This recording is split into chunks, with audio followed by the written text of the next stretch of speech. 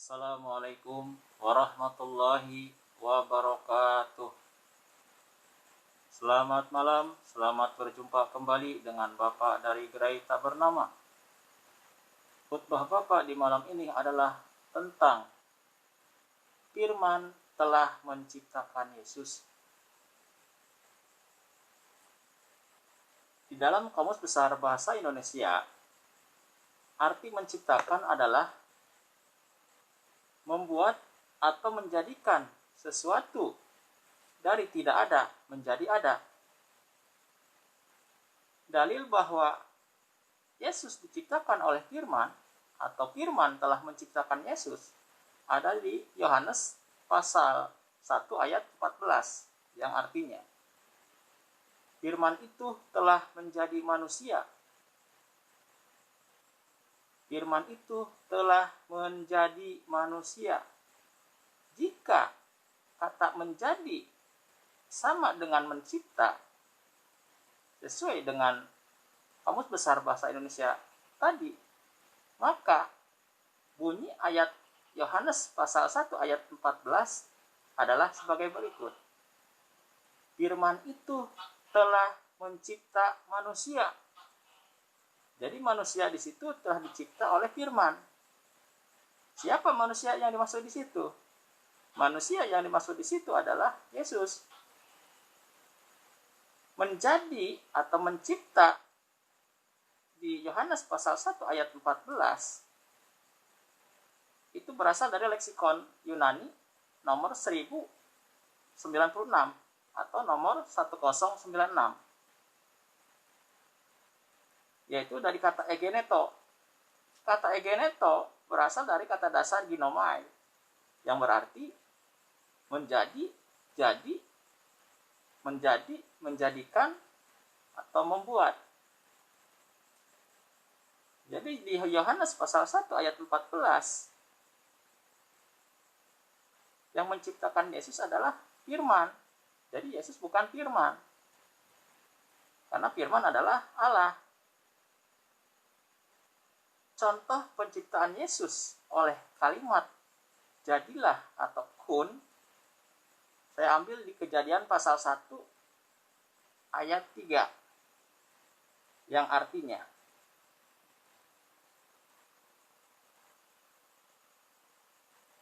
Allah berfirman, jadilah terang, maka terang itu pun jadi. Di Kejadian pasal 1 ayat 3, firman Allah, jadilah terang, itu adalah perintah atau kata kerja yang kalau dalam bahasa Arab atau bahasa Al-Quran disebut amar. Dan ini bukan makhluk. Ini adalah firman Allah. Jadilah terang, itu amar, bukan makhluk. Sedangkan yang namanya terang itu adalah makhluk ciptaan Firman, jadilah terang. Jadi firman Allah ada yang makhluk dan ada yang bukan makhluk. Semua yang ada di langit dan bumi ini beserta isinya itu adalah firman Allah, karena diciptakan oleh Firman. Sedangkan perintah kun atau jadilah itu bukan makhluk, itu perintahnya. Banyak yang salah penafsiran. Menurut orang Kristiani, firman Allah itu tidak bisa menjadi makhluk. Justru kalau tidak bisa menjadi makhluk, maka tidak ada yang tercipta di dunia ini, di alam dunia ini. Begitupun langit dan bumi tidak akan tercipta kalau firman Allah tidak bisa menjadi makhluk. Jadi harus bisa dibedakan bahwa firman Allah itu ada dua. Satu perintah, yang dua makhluk. Perintah disebut amar, contohnya adalah kun atau jadilah. Makhluk adalah hasil dari firman itu, hasil dari perintah itu. Di Kejadian pasal 1 ayat 3, jadilah terang adalah firman Allah yang bukan makhluk. Terang adalah makhluk ciptaan. Di sini maka terang itu pun jadi. Ini dari maka terang itu pun jadi, itu semua firman Allah. Meskipun maka di sini bukan makhluk, itu pun juga bukan makhluk. Yang makhluk di sini adalah terang. Terang diciptakan oleh firman, jadilah terang.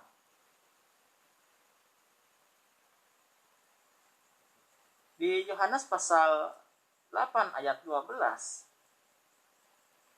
Yesus mengakui bahwa beliau adalah terang dunia. Kita baca arti Yohanes pasal 8 ayat 12. Maka kata Yesus pula kepada orang banyak, katanya, "Akulah terang dunia, barang siapa mengikuti aku, ia tidak akan berjalan dalam kegelapan, melainkan ia akan mempunyai terang hidup." Di Yohanes pasal 8 ayat 12, secara tidak langsung, Yesus telah mengaku bahwa Yesus adalah makhluk ciptaan yang diciptakan oleh firman. Karena yang dimaksud dengan terang di Kejadian 1 pasal 1 ayat 3 itu adalah makhluk ciptaan. Dan di Yohanes pasal 8 ayat 12, Yesus mengaku sebagai terang dunia. Secara tidak langsung Yesus sudah mengakui bahwa beliau adalah makhluk ciptaan. Kita lihat di Yohanes pasal 1 ayat 1 sampai 3 yang oleh Lai diterjemahkan begini. Pada mulanya adalah firman, dan firman itu bersama-sama dengan Allah, dan firman itu adalah Allah. Terjemahan di sini ada yang janggal.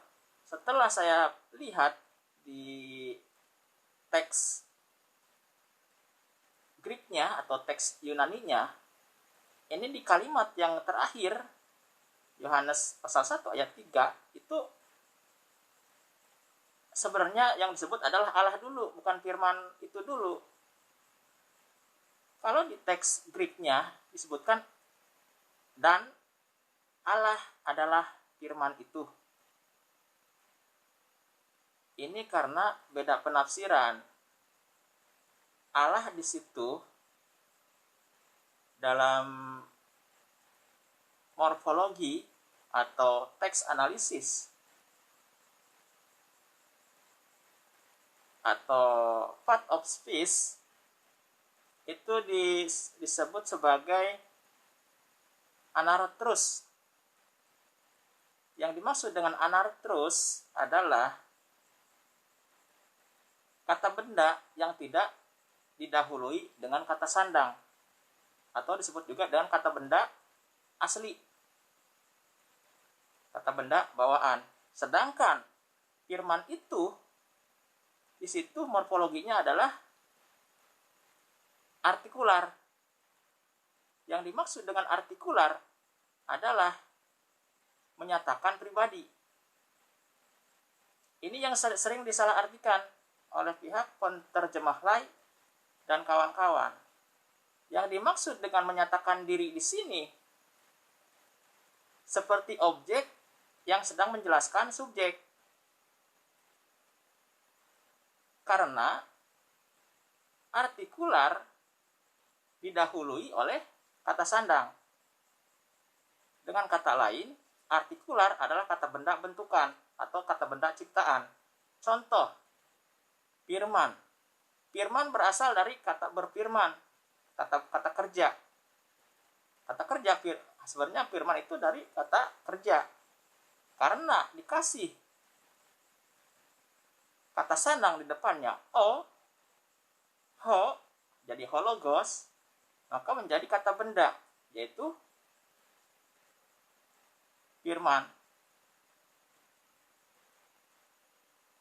Dan biasanya yang menjadi subjek adalah kata benda asli atau kata benda bukan buatan.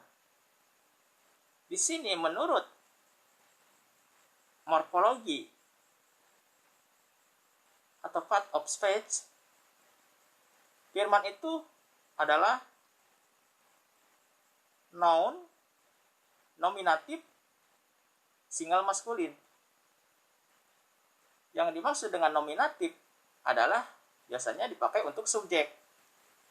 Tapi firman ini adalah kata benda buatan atau bentukan oleh kata sandang. Sedangkan Allah adalah kata benda asli, sama-sama sebagai subjek, karena Allah di situ juga adalah ada dalam morfologinya adalah noun, nominatif, single maskulin. Jadi di Yohanes pasal 1 ayat 3 ini dua-duanya subjek ini. Cuman yang membedakan adalah firman itu artikular, sedangkan Allah anartrus. Di sini perbedaan saya dengan pihak lain dan kawan-kawan. Kalau menurut pihak lain, yang layak menjadi subjek adalah artikular, kata benda yang didahului oleh kata sandang yang menyatakan pribadi. Tetapi menurut saya, yang berhak menjadi subjek di sini adalah Allah, karena kata benda asli, bukan kata benda bentukan. Meskipun sama-sama noun, nominatif, single maskulin. Nominatif dipakai biasanya khusus buat subjek. Karena di sini dua-duanya noun nominatif, single maskulin, sebenarnya bisa aja dua-duanya bolak-balik. Dan Allah adalah firman, atau dan firman itu adalah Allah, bisa aja. Cuman menurut saya yang lebih berhak menjadi subjek di sini adalah dan Allah adalah firman itu. Jadi Allah yang menjadi subjek. Karena menurut teks Greek-nya atau teks Septuaginta, itu yang disebut Allah dulu. Dan Allah adalah firman itu. Harusnya begitu. Kemudian, jika saya lihat di leksikon Yunani, kata per kata di Yohanes pasal 1 ayat 1 sampai 3, itu ada sebuah kata yang sama. Contoh di kata adalah. Pada mulanya adalah firman. Kata adalah ini sama dengan kata ada. Jika kata adalah diganti dengan kata ada, menurut saya ini lebih mudah dimengerti tentang konteks ayat ini. Contoh, kita sebutkan begini. Pada mulanya ada firman. Dan firman itu ada nanti dengan Allah. Dan Allah ada firman itu. Kenapa saya berani menerjemahkan begitu? Menurut pandangan saya, karena ini di kata mulanya atau awalnya, mulanya atau awalnya, itu saya lihat di definisi leksikon, mulanya itu leksikon Yunani nomor 746. Itu arkai. Arkai itu di definisi saya lihat. Artinya yang dimaksud mulanya di situ adalah yang sudah saya katakan kepadamu sejak dulu. Itu arti mulanya. Yang sudah saya katakan kepadamu sejak dulu. Jadi apa yang sudah dikatakan kepadamu sejak dulu? Yaitu adanya firman. Sedangkan kata ada di sini sama dengan adalah. Ada atau adalah itu sama. Tetapi dalam leksikon Yunani ada dengan nomor leksikon 1510 atau 1510 berasal dari kata eimi. Eimi didefinisikan sebagai futur atau masa depan. Jadi adanya di sini adalah untuk nanti masa depan, futur. Jadi jika Yohanes pasal 1 ayat 3 diterjemahkan pada mulanya ada firman, berarti adanya firman itu buat masa depan setelah Allah berfirman. Jadi karena begini, banyak beranggapan, orang Kristiani beranggapan bahwa firman itu ada di dalam diri Allah. Padahal menurut Kamus Besar Bahasa Indonesia, bisa disebut firman atau kata-kata itu harus memiliki dua syarat.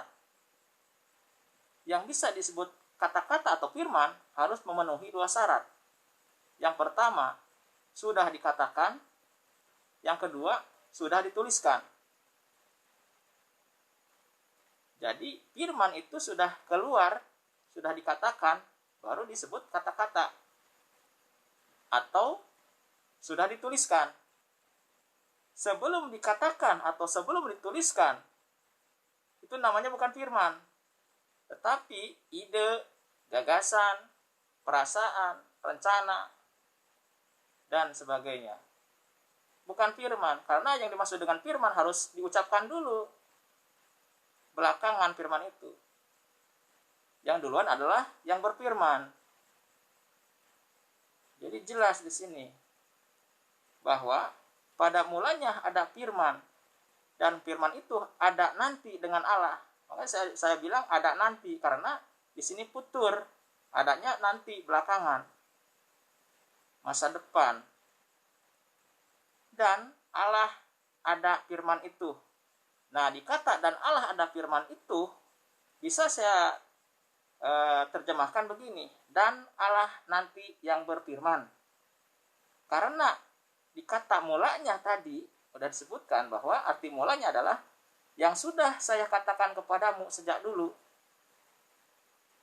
Jadi firman itu ada belakangan, tetapi meskipun sudah dikatakan sejak dulu, tapi kan istilahnya sudah keluar dari diri Allah, dari mulut Allah. Timbul pertanyaan, di manakah adanya firman yang telah menciptakan Yesus? Di manakah adanya firman yang telah menciptakan Yesus? Firman yang telah menciptakan Yesus ada di Lukas pasal 1 ayat 26 sampai ayat 31. Dan Yesus menjadi manusia di Lukas pasal 2 ayat 6 sampai 7. Dan ditegaskan kembali di Yohanes pasal 1 ayat 14 tadi bahwa firman itu telah mencipta manusia. Firman itu telah mencipta Yesus. Jadi Yesus adalah makhluk ciptaan. Jika Yesus adalah makhluk ciptaan, berarti adanya belakangan. Batalah yang disebut dengan yang awal buat Yesus. Karena dicipta oleh firman.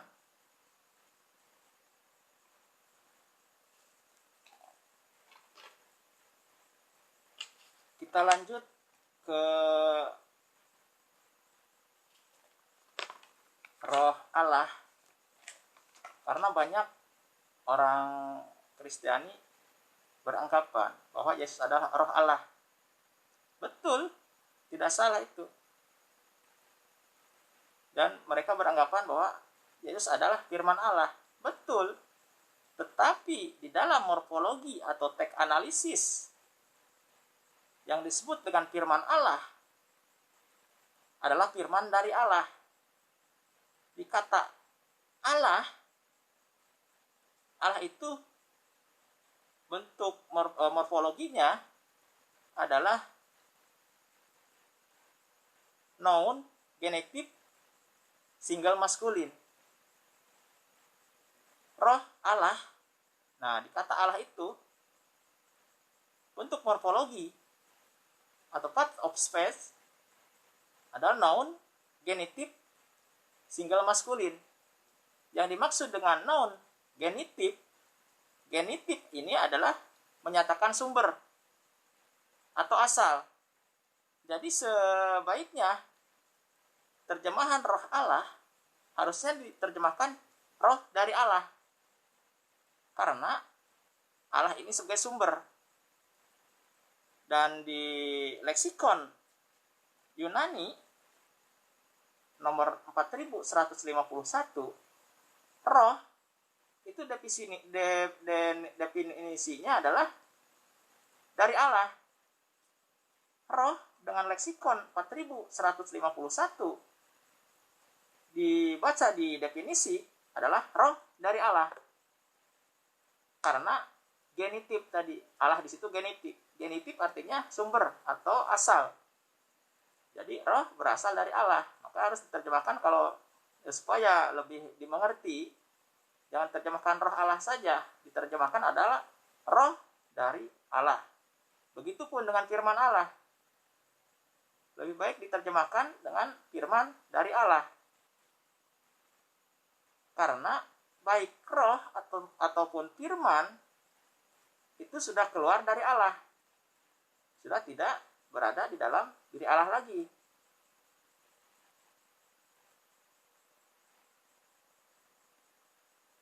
Disebut firman atau kata-kata karena sudah disebutkan atau sudah dituliskan.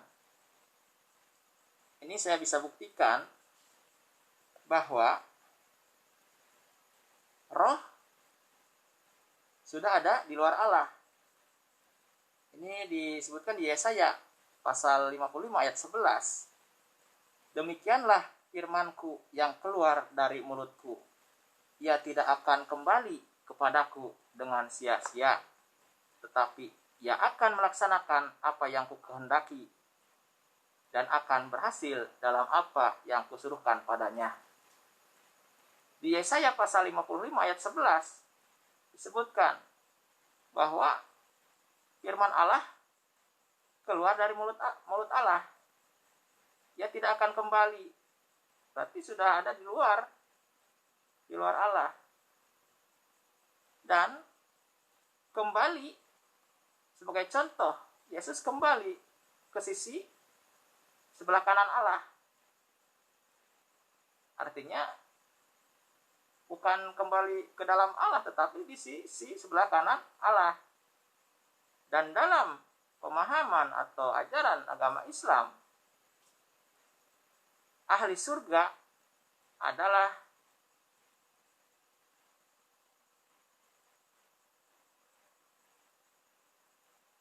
orang yang ada di sebelah kanan atau orang yang menerima amal kebaikan di sebelah kanan. Nah, di tangan kanan. Ini maksudnya adalah ahli surga adalah yang menerima amal kebaikannya dengan tangan kanan. Jadi bisa disimpulkan, jika Yesus kembali kepada Allah ada di sebelah kanan, itu menggambarkan bahwa Yesus itu adalah ahli surga. Di Matius pasal 25 ayat 31 sampai ayat 48 disebutkan, anak manusia memisahkan domba di sebelah kanan dan kambing di sebelah kiri.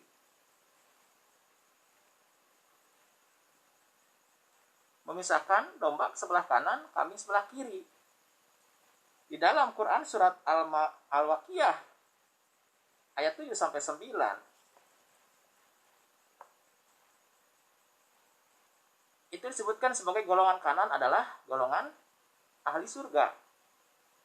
Quran surat Al-Balad ayat 90. Quran surat Al-Balad 90 ayat 18. Golongan kanan adalah ahli surga. Dan Quran surat Al-Balad ayat 17 sampai 18 yang tadi saya sebutkan itu isinya menceritakan tentang ahli surga yang memberikan makan kepada orang miskin. Di Matius pasal 25 ayat 31 sampai 46 disebutkan bahwa anak manusia memisahkan domba di sebelah kanan. Sebelah kanan itu identik dengan ahli surga. Selanjutnya saya baca di Pengkhotbah pasal 12 ayat 7 yang artinya, dan debu kembali menjadi tanah seperti semula, dan roh kembali kepada Allah yang mengaruniakannya. Roh kembali kepada Allah. Berarti sudah ada di luar Allah tadinya. Yang dimaksud dengan roh di sini adalah ciptaan. Ini roh Allah ini sifatnya umum. Banyak orang Kristiani yang menyangka bahwa roh Allah adalah Allah itu sendiri. Padahal itu keliru, karena roh Allah harusnya diterjemahkan harusnya diterjemahkan roh dari Allah.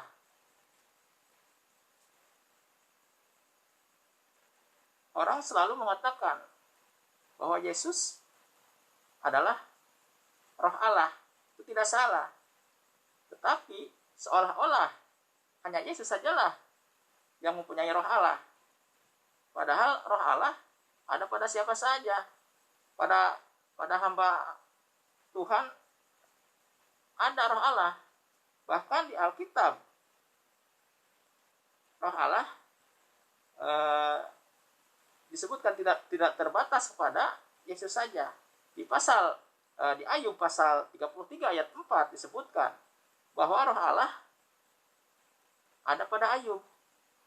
Ayub pasal 33 ayat 4. Roh Allah telah membuat aku, dan napas yang maha kuasa membuat aku hidup. Ayub diciptakan oleh roh Allah.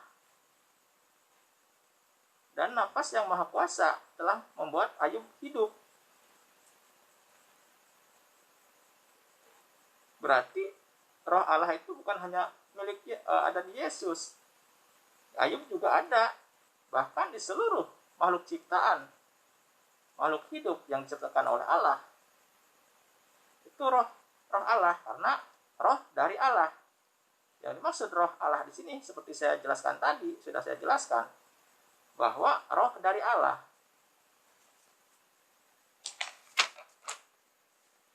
Saya lihat di Kejadian pasal 1 ayat 1. Sebentar. Saya bahas ini dulu. Bahas tentang katanya Yesus adalah juru selamat. Karena Yesus juru selamat, dan di PL yang dimaksud dengan juru selamat itu adalah Allah atau Tuhan. Padahal setelah saya selidiki juru selamat dalam bahasa Ibrani dengan nomor leksikon 3467, Yaosah, itu kalau di dalam bahasa Yunani, diterjemahkan ke dalam bahasa Yunani adalah Hosana. Yaosah artinya Tuhan yang menyelamatkan. Juru selamat, Tuhan penyelamat. Yaosah itu juru selamat di dalam PL. Saya lihat saya terjemahkan ke dalam bahasa Yunani, itu ternyata jadinya Hosana dengan nomor leksikon Yunani 5614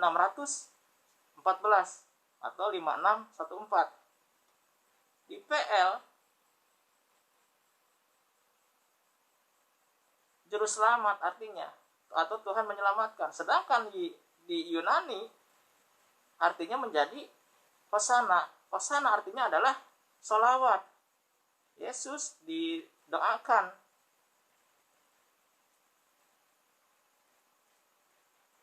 diselawatkan. Hosana ini adalah sholawat. Hosana artinya, ya Tuhan, selamatkanlah dia, atau selamatkanlah dia, ya Allah. Ini Yesus diselawatkan. Ada di Mazmur, kalau nggak salah Mazmur, atau di Matius, saya lupa lagi ayatnya.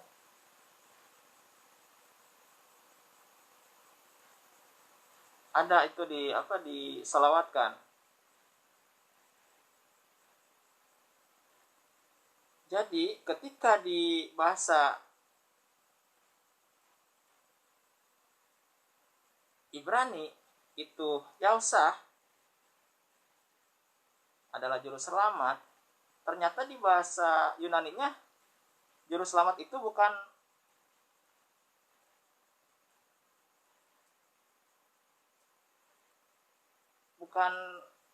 itu, beda. Di bahasa Yunani juru selamat disebut soter. Ini bisa dilihat di Lukas pasal 2 ayat 11. Juru selamat dalam bahasa Yunani dengan leksikon 4990 itu soter. Sedangkan tadi di Yesaya pasal 3 ayat 11, juru selamat dengan nomor leksikon Ibrani 3467 Yausah, itu saya terjemahkan ke dalam bahasa Yunani dengan nomor leksikon 5614 itu hosana. Jadi beda. Juru selamat di PL itu khusus buat Tuhan, buat Allah.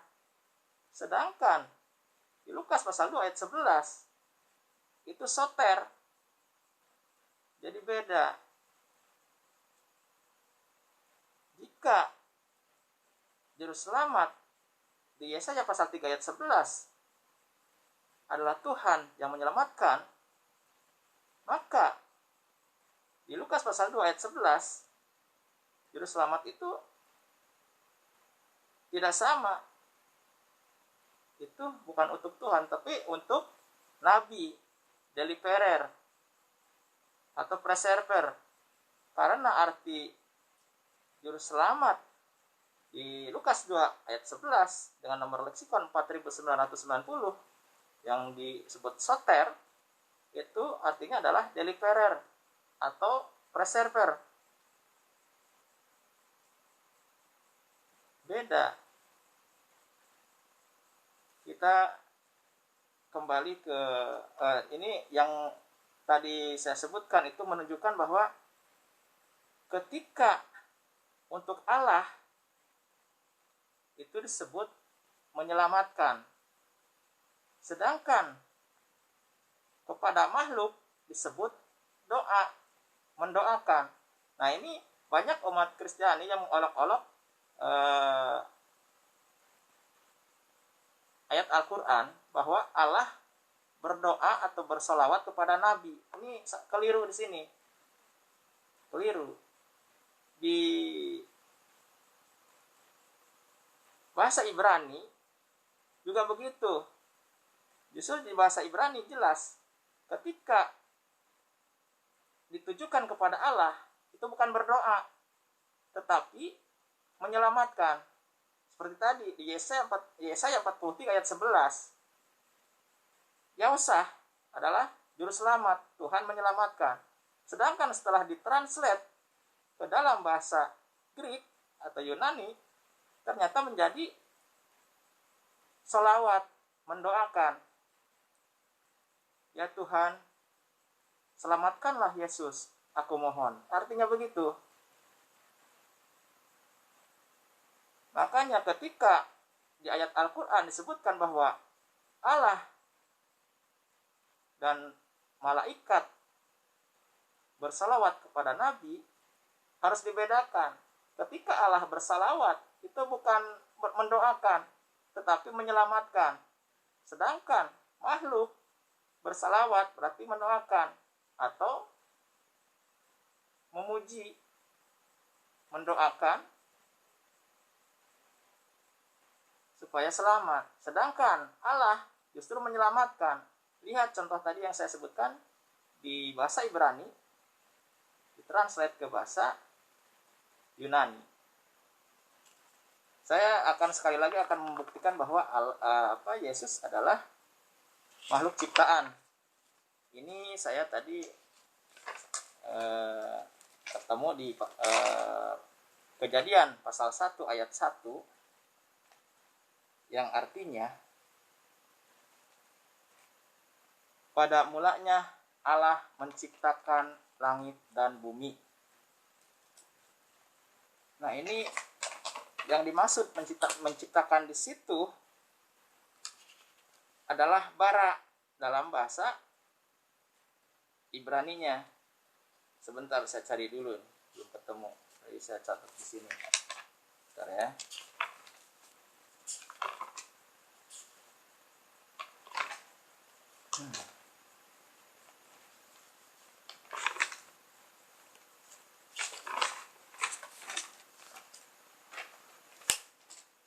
Di Kejadian 1 ayat 1 Allah berfirman, pada mulanya Allah menciptakan langit dan bumi.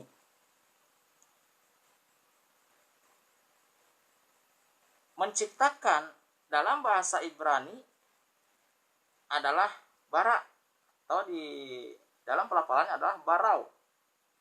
Dengan nomor leksikon Ibrani 1254. Silakan diperiksa. Setelah saya translate ke dalam bahasa Yunani, menciptakan atau dalam Ibraninya barau,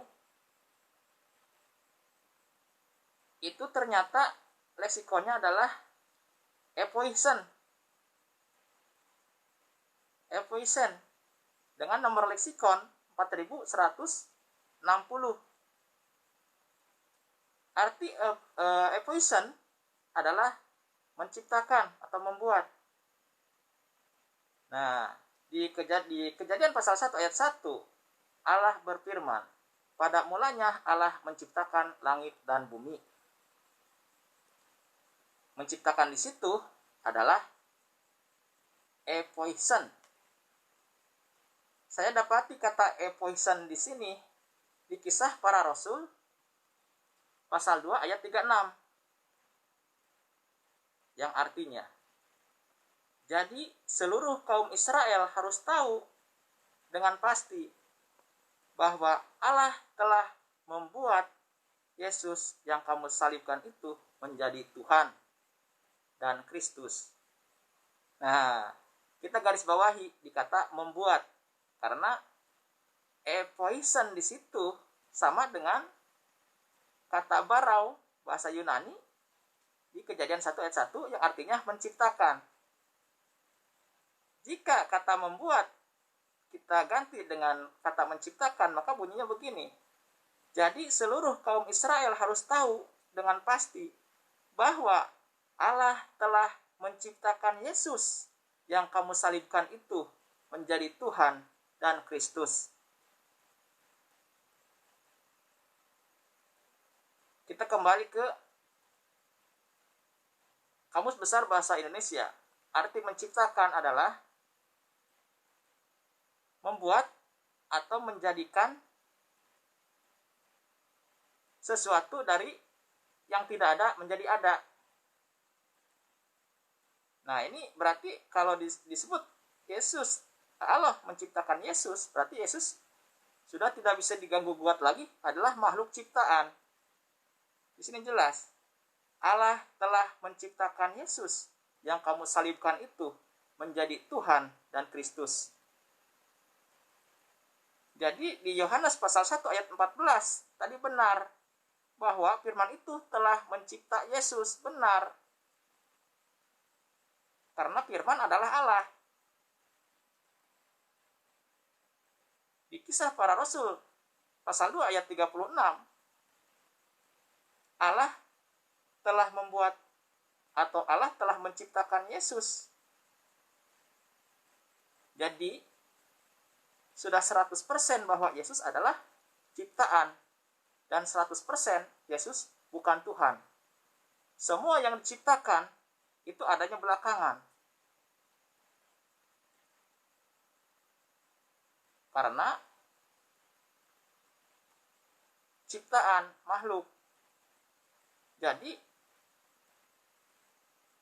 gelar yang awal dan yang akhir bagi Yesus, dengan ini saya nyatakan batal.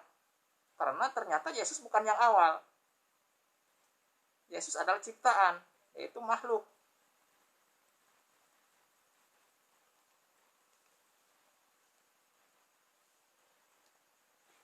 Video ini saya khususkan buat pendeta Pasundan yang bernama Pendeta Gary Indra Pratama. Semoga dengan video ini beliau sudah paham bahwa asal mula Yesus adalah firman yang tercatat di kitab suci. Dan oleh karena firman itulah Yesus diciptakan.